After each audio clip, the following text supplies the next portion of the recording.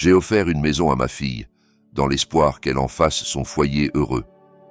Mais le même jour, son mari, Jacques, a amené sa famille, et ils l'ont forcée à les servir comme si elle était une étrangère chez elle.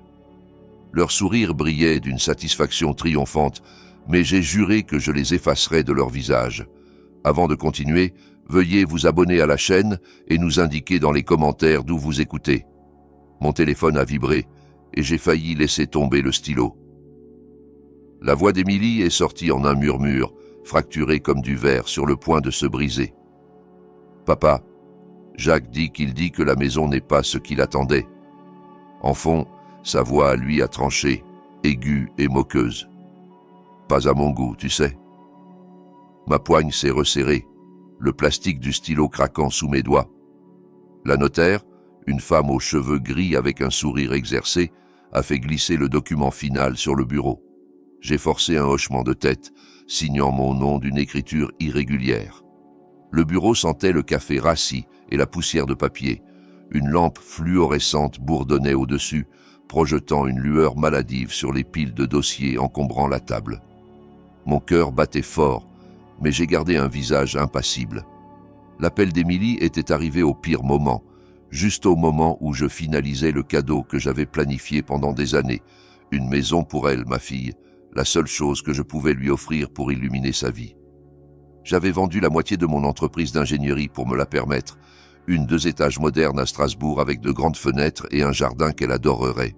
Mais Jacques, son mari, la souillait déjà. « Papa, je suis désolé », a murmuré Émilie. « Il est juste stressé. » Sa voix tremblait, et je l'imaginais debout dans cette cuisine à moitié meublée, serrant son téléphone, ses yeux bruns écarquillés d'inquiétude. Je voulais lui dire de le quitter, de s'enfuir, mais j'ai ravalé les mots. Pas aujourd'hui. Pas quand j'étais sur le point de lui remettre les clés. « C'est rien, ma chérie, » ai-je dit, ma voix stable malgré le feu dans ma poitrine. « Concentre-toi sur l'installation. J'arrive bientôt. » J'ai raccroché, mon pouce s'attardant sur l'écran.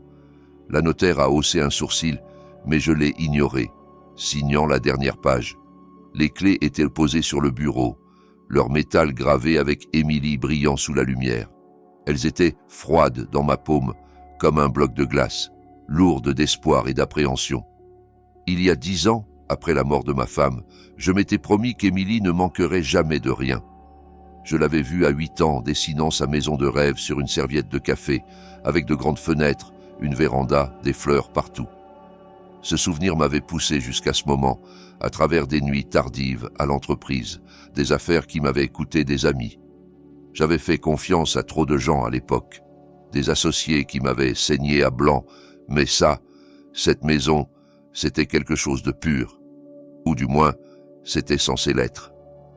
La notaire s'est raclé la gorge. « Félicitations, monsieur Martin. C'est officiel. » Elle m'a tendu l'acte, net et lourd. Je l'ai glissé dans ma veste, près de mon cœur. « Merci, » ai-je dit. Mais mon esprit était ailleurs, rejoignant la voix de Jacques. Pas à mon goût. Qu'est-ce que ça voulait même dire? La maison était parfaite, murs blancs, parquets en bois, un jardin où Émilie pourrait planter ses roses.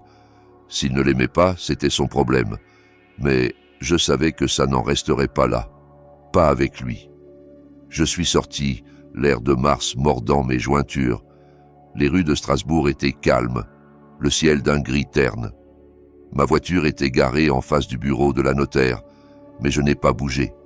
Au lieu de ça, j'ai sorti les clés à nouveau, passant mon pouce sur la gravure. Émilie méritait ça. Elle avait toujours été gentille, trop gentille, même quand Jacques avait commencé à montrer son vrai visage, ses commentaires acerbes, sa façon de la faire se sentir petite. J'avais ignoré ça trop longtemps, croyant qu'elle s'en sortirait. Mais cet appel, sa voix, ce n'était pas normal. Mon téléphone a vibré à nouveau. Un message d'Émilie. « On est à la maison. Tu peux venir maintenant ?» J'ai tapé une réponse rapide, mes doigts raides. En route. Je me suis glissé dans la voiture, le cuir craquant sous mon poids, et j'ai démarré le moteur. Le trajet jusqu'à chez elle était court, mais mon esprit galopait. Je la voyais à 16 ans, riant pendant qu'on peignait sa chambre dans mon vieux chalet. Je la voyais à 25 ans, nerveuse mais heureuse quand elle m'avait présenté Jacques. Je ne l'avais pas aimé dès le départ, trop poli, trop rapide avec son charme. Mais j'avais gardé le silence pour elle. La maison est apparue, ses fenêtres captant la faible lumière du soleil. Émilie se tenait dans l'allée, son manteau serré contre le vent. Son sourire était faible, presque forcé, tandis qu'elle agitait la main. J'ai garé, et je suis sorti, les clés lourdes dans ma poche. « Papa » a-t-elle dit, se précipitant pour m'étreindre. Ses bras étaient chauds, mais ses mains tremblaient. Je les serrai fort, sentant le poids de son inquiétude. « C'est à toi maintenant » ai-je dit, pressant les clés dans sa paume. Elle a baissé les yeux sur elle, ses doigts se refermant lentement, comme si elle n'était pas sûre de les mériter. « Merci » a-t-elle murmuré, mais ses yeux ont glissé vers la maison où la voiture de Jacques était garée, son coffre ouvert, des cartons débordants. Son sourire s'est effacé et mon estomac s'est noué. Je voulais lui demander pour l'appel, pour Jacques, mais son expression m'a arrêté. Au lieu de ça, j'ai serré son épaule. « Allons à l'intérieur » ai-je dit. Elle a hoché la tête, serrant les clés si fort que ses jointures ont blanchi. Tandis qu'on marchait vers la porte, les fleurs du jardin se balançaient dans la brise, leurs pétales vifs contre le gris. Je me disais que c'était son nouveau départ. Mais c'est pas hésitant, la façon dont elle jetait un regard en arrière vers la voiture de Jacques racontait une autre histoire. La porte d'entrée a claqué et la voix d'Odette a tranché l'air comme une lame. « Cette cuisine est trop petite. » Franchement, Émilie, tu as même regardé cet endroit ? Je n'y étais pas, mais je pouvais l'imaginer. Émilie figée, tordant un torchon à vaisselle, tandis que la mère de Jacques aboyait des ordres. J'étais de retour à mon chalet à Grenoble, arpentant le salon, quand Émilie a appelé. Sa voix était tendue, comme si elle retenait son souffle. « Là, on s'installe », a-t-elle dit. Mais le tremblement dans ses mots me disait tout. Je l'avais laissée à la maison 1 heure plus tôt, après lui avoir remis les clés. Elle m'avait serré dans ses bras, son sourire fragile, et j'étais rentré avec un nœud au ventre. Maintenant, assis sur mon canapé en cuir chaud, je serrais le téléphone, imaginant le chaos qui se déroulait. « S'installe comment » ai-je demandé, gardant un ton léger. Émilie a hésité. « C'est juste beaucoup de cartons. » Odette est pointilleuse sur l'endroit où mettre les choses. Un bruit de chute a retenti en fond, suivi du rire de Jacques. « Attention, Émy, ne casse pas mes affaires. » Ma mâchoire s'est crispée. J'imaginais la maison, ses murs blancs propres maintenant tachés d'empreintes, ses parquets éraflés par des bottes. Le jardin dehors, la fierté d'Émilie, probablement piétinée par les déménageurs. « Ça va » ai-je demandé. Elle a forcé un rire, mince et peu convaincant. « Bien, papa. Juste occupé. » Mais j'ai entendu la voix d'Odette à nouveau, aiguë. « Émilie, le café est déjà froid. » L'appel s'est terminé abruptement et j'ai fixé le téléphone, mon pouls martelant. Je me suis enfoncé dans le canapé, mon esprit comblant les vides. Je voyais Émilie dans cette cuisine, ses cheveux attachés, essayant de jouer l'hôtesse, tandis que la famille de Jacques la traitait comme une étrangère. Odette, avec ses talons cliquetants et ses yeux froids, dirigerait les déménageurs comme un général, sa tasse de café intacte. Jacques serait étalé sur le canapé, jetant sa veste n'importe où, son sourire défiant Émilie de se plaindre. Et Émilie, ma Émilie, se dépêcherait pour leur plaire, les épaules voûtées, la voix petite. Je me rappelais le jour où on avait visité la maison, juste nous deux. Elle avait passé ses doigts sur les comptoirs, ses yeux brillants.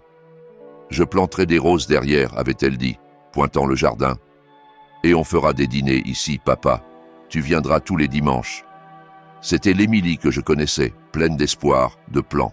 Mais le mariage avec Jacques l'avait ternie, comme une ampoule qui s'éteint. J'aurais dû le voir plus tôt. J'avais confiance qu'elle trouverait son chemin, mais maintenant, l'imaginant dans cette cuisine, je voyais une étrangère, petite, silencieuse, brisée. Mes mains tremblaient, tandis que je posais la tasse de café, son anse ébréchée par des années d'usage. Chez elle, j'imaginais la scène se dérouler. Émilie essuierait la table, ses mouvements lents, délibérés, comme si elle essayait de disparaître. Odette planerait, les yeux plissés, critiquant chaque détail. Ses assiettes sont ébréchées. Aboierait-elle, en tenant une comme une preuve dans un procès. Émilie marmonnerait une excuse, ses joues brûlantes, et continuerait à frotter. Jacques serait affalé dans le salon, faisant défiler son téléphone, ignorant ses appels à l'aide. « C'est ta maison, non ?» dirait-il, son sourire audible même de là où j'étais. Je me rappelais Émilie avant Jacques, quand elle était farouche, sans peur. À 20 ans, elle avait argumenté avec des entrepreneurs à mon entreprise, sa voix stable, ses idées acérées. Le mariage avait émoussé cette étincelle et je ne l'avais pas arrêtée. J'avais confiance en elle pour trouver son chemin, mais maintenant, l'imaginant dans cette cuisine, je voyais une étrangère, petite, silencieuse, brisée. Mes mains tremblaient tandis que je posais la tasse de café, son anse ébréchée par des années d'usage. Chez elle, j'imaginais Émilie essayant de s'affirmer. « Tu peux m'aider avec la vaisselle ?» demanderait-elle à Jacques, sa voix douce mais ferme. Il rirait, sans même lever les yeux. « Pourquoi ? Tu t'en sors bien ?» Odette interviendrait, son ton glacial. « N'attends pas que mon fils nettoie après toi. » Les épaules d'Émilie s'affaisseraient et elle se retournerait vers l'évier, l'eau éclaboussant ses poignets.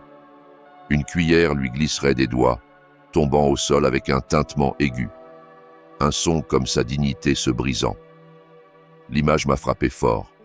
Je la voyais à genoux pour la ramasser, ses mains tremblantes, tandis que l'ombre d'Odette la dominait. Les clés de la maison, celles que je lui avais données, seraient dans sa poche, leur poids un rappel de ce qu'elle avait perdu. Elle les serrerait parfois, je parie, comme un fil de vie, mais elle ne pouvait pas la protéger de ça. Pas de là. Cruauté de Jacques, pas du venin d'Odette. J'ai composé son numéro à nouveau, incapable d'attendre. Le téléphone a sonné 3 fois avant qu'elle réponde, sa voix étouffée. « Papa, je suis au milieu de... » La voix d'Odette a coupé, stridente. « Émilie, les serviettes sont encore humides. Je dois tout faire moi-même ?» Émilie a étouffé un souffle et j'ai serré le téléphone plus fort. « Tu n'as pas l'air bien, ai-je dit. » Elle a fait une pause et je pouvais presque la voir, debout dans le couloir, la porte à moitié fermée. Ses yeux balayants. « Je vais bien, » a-t-elle dit, mais sa voix s'est fissurée, une fracture fine dans sa façade. « Je t'appelle demain. » La ligne s'est coupée et je suis resté figé, le silence de mon chalet m'oppressant. Je la voyais clairement maintenant, seule dans cette maison, entourée de gens qui la traitaient comme un fantôme. Ma colère a flambé, chaude et aiguë, mais en dessous il y avait autre chose, de la résolution. Je lui avais donné cette maison pour la rendre heureuse, mais Jacques et sa famille l'avaient transformée en prison. Leur sourire, leur triomphe, clignotaient dans mon esprit. J'ai juré alors, fixant la tasse ébréchée sur mon comptoir, que j'effacerais ces sourires de leur visage, quoi qu'il en coûte. Le téléphone a vibré sur la table de la cuisine et mon cœur s'est serré. La voix d'Émilie, rauque et brisée, s'est déversée du haut-parleur. « Papa, je ne peux plus faire ça. Il me traite comme si je n'étais rien. » Ses mots se sont fissurés, chacun éclat de verre. J'ai agrippé le bord de la table, mes jointures blanchissant, tandis qu'elle murmurait sur la vaisselle, les ordres, la langue acérée d'Odette. Le chalet autour de moi semblait trop petit, ses planchers en bois craquant sous mes pas, l'air épais de l'odeur du café froid. « Ma chérie, pourquoi tu ne me l'as pas dit plus tôt ?» ai-je demandé, ma voix basse, bien que la rage bouille en dessous. Elle a sangloté, un son qui me déchirait. Je ne voulais pas t'inquiéter. S'il te plaît, papa, ne viens pas ici. Ça empirera les choses. Sa supplication était désespérée, mais elle n'a fait qu'alimenter le feu dans ma poitrine. Je la voyais dans cette maison, ses mains rougies de frotter, ses yeux baissés, tandis que Jacques et sa famille régnaient sur elle. Ma maison, son foyer. Je vais arranger ça, ai-je dit, mon ton stable, bien que mes mains tremblent, je te promets. Elle a reniflé, murmurant « Juste, ne fais rien de précipité ». L'appel s'est terminé et je suis resté figé, le téléphone chaud dans ma paume. Le chalet était silencieux, sauf pour le tic-tac de la vieille horloge sur la cheminée. Une photo d'Émilie à 10 ans, souriante avec de la peinture sur les joues, me fixait du mur. Je l'avais échouée une fois en faisant confiance à Jacques, en croyant qu'il prendrait soin d'elle. Jamais plus. Il y a 20 ans, un associé en affaires m'avait trahi, siphonnant des fonds et me laissant me débattre pour sauver l'entreprise. Je lui avais fait confiance, comme à Jacques, pour être un mari décent. Cette trahison m'avait endurci, m'avait appris à voir à travers les sourires et les promesses. Maintenant, fixant la photo d'Émilie, je sentais cette vieille résolution revenir, plus aiguë, plus froide. Jacques et Odette avaient franchi une ligne, et ils le regretteraient. Je me suis dirigé vers la fenêtre, le ciel du soir virant au violet sur Grenoble. La tasse de café sur la table a tremblé quand je suis passé, laissant des cercles humides sur le bois. Mon esprit assemblait ce que Émilie avait dit. Les commandes d'Odette, la moquerie de Jacques, la façon dont ils avaient revendiqué son espace. L'acte était à son nom. Je m'en étais assuré, pas à celui de Jacques. Mais ils agissaient comme s'ils en étaient propriétaires, comme s'ils la possédaient. J'ai pris la photo du mur, mon pouce traçant le sourire d'Émilie. Elle avait été si heureuse quand je lui avais donné les clés, ses yeux brillants de rêves de roses et de dîners en famille. Maintenant, elle était une ombre me suppliant de rester loin. Ma poigne s'est resserrée, le cadre craquant. Je ne pouvais pas rester ici, à mijoter dans cette maison silencieuse pendant qu'elle souffrait. Je devais la voir, les affronter, même si elle ne voulait pas. Les clés de ma voiture ont tinté quand je les ai saisies du comptoir, leur poids familier dans ma poche. J'ai enfilé mon manteau, le tissu accrochant mon épaule, et je suis sorti. L'air était vif, mordant mon visage tandis que je verrouillais la porte du chalet. Ses charnières ont grincé, un son qui faisait écho à la douleur dans ma poitrine. Je me suis glissé dans la voiture, les sièges en cuir froid, et j'ai démarré le moteur. Le tableau de bord a brillé, projetant des ombres sur mes mains serrant le volant. J'ai roulé à travers les rues calmes de Grenoble, les maisons défilant en flou, leurs fenêtres chaudes de lumière. Mon esprit bouillonnait, rejouant la voix d'Émilie, sa peur, sa honte. Je voyais le visage suffisant d'Odette, le sourire paresseux de Jacques, et ma mâchoire s'est serrée si fort que mes dents en ont fait mal. Ils pensaient pouvoir la harceler, l'humilier, et que je resterais les bras croisés. Ils avaient tort. La route vers la maison d'Émilie s'étendait devant, les réverbères clignotant comme des avertissements. Je ne savais pas ce que je dirais en arrivant, ni ce que je ferais, mais je ne pouvais pas la laisser affronter ça seule. Les clés dans ma poche pressaient contre ma cuisse, un rappel de la promesse que j'avais faite, de lui donner un foyer, une vie, un avenir. J'allais me battre pour ça, quoi qu'il en coûte. J'ai martelé la porte, mon poing cognant le bois comme un marteau de juge. La maison se dressait sombre, ses fenêtres reflétant les derniers rayons du soir. Odette a ouvert la porte, son sourire acéré comme une lame, son parfum lourd dans l'air. Pierre a-t-elle traîné, s'appuyant contre le cadre. Quelle surprise! Son ton dégoulinait de moquerie. Mais je l'ai poussé pour entrer dans le salon, mes bottes éraflant le parquet qu'Émilie avait choisi. La pièce était un désordre, des cartons empilés n'importe comment, un verre de vin abandonné sur la table basse, de la fumée de cigarette planant comme un brouillard. Jacques était étalé sur le canapé, son téléphone brillant dans sa main, mais il s'est redressé, les yeux plissés. « Qu'est-ce que c'est que ça ?» a-t-il aboyé. J'ai jeté l'enveloppe sur la table, une seule photo en glissant, Odette bras dessus, bras dessous avec un étranger, son rire figé en couleur granuleuse. Le visage d'Odette s'est vidé de sa couleur, sa main se tendant vers la photo. « Où as-tu eu ça ?» a-t-elle sifflé, sa voix basse presque un grognement. Je l'ai fixé du regard, inflexible. « Peu importe. Ça va en ligne à moins que vous partiez. Maintenant. » Émilie est entrée, sa voix stable pour la première fois en semaines. « C'est ma maison, » a-t-elle dit, ses yeux rivés sur Jacques.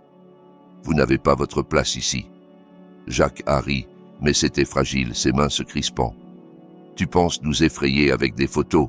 On a des documents. Légaux. » J'ai secoué la tête, sortant mon téléphone.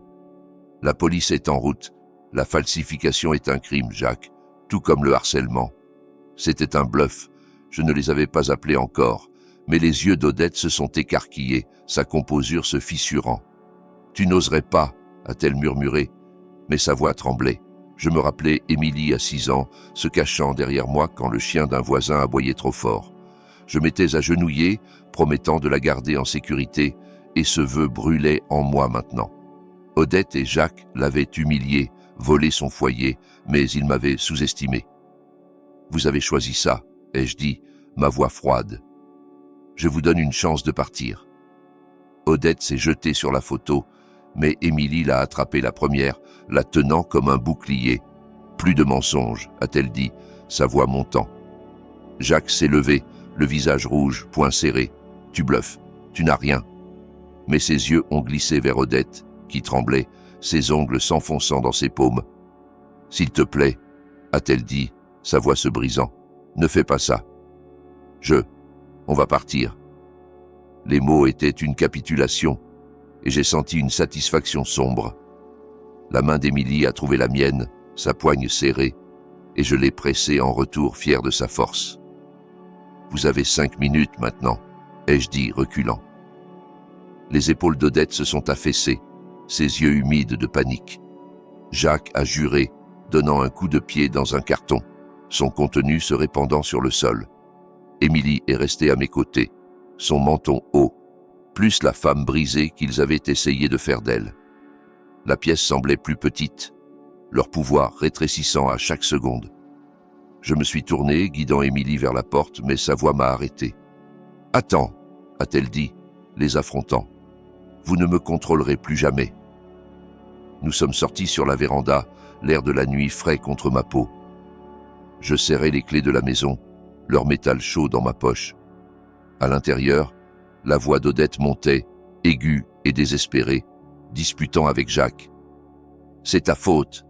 hurlait-elle, et son cri en retour était étouffé, frénétique.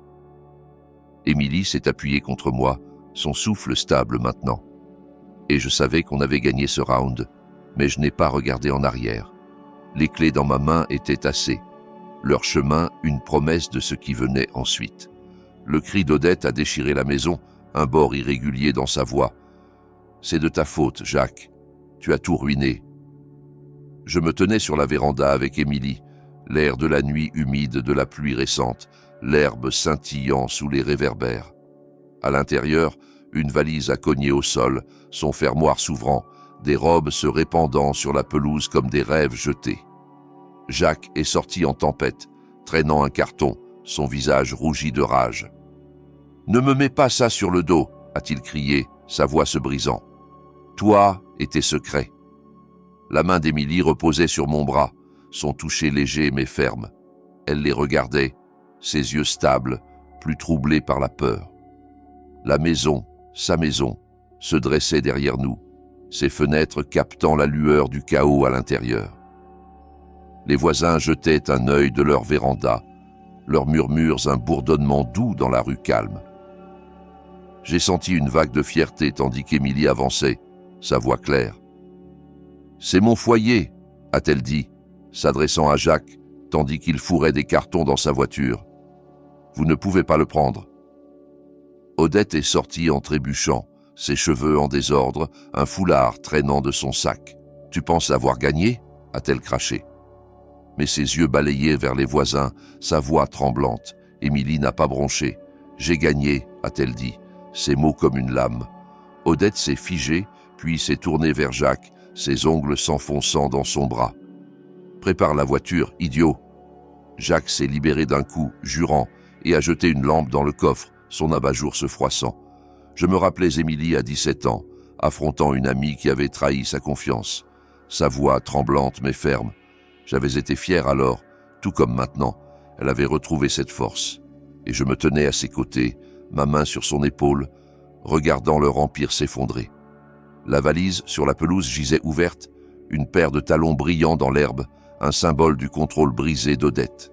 « Ils sont finis », ai-je murmuré, et Émilie a hoché la tête, ses lèvres se courbant en un faible sourire. Jacques a claqué le coffre, ses mains tremblantes. « On n'en a pas fini », a-t-il grogné, mais ses yeux évitaient ceux d'Émilie. Odette est montée dans la voiture, son visage un masque de fureur, et a aboyé à Jacques de se dépêcher. Un voisin en face, Monsieur Leclerc, est sorti sur sa pelouse, bras croisés, regardant. « Bon débarras », a-t-il marmonné, assez fort pour qu'on entende. J'ai croisé son regard et hoché la tête, reconnaissant pour le soutien silencieux. « Monte !» a crié Odette, et Jacques a obéi, ses épaules voûtées.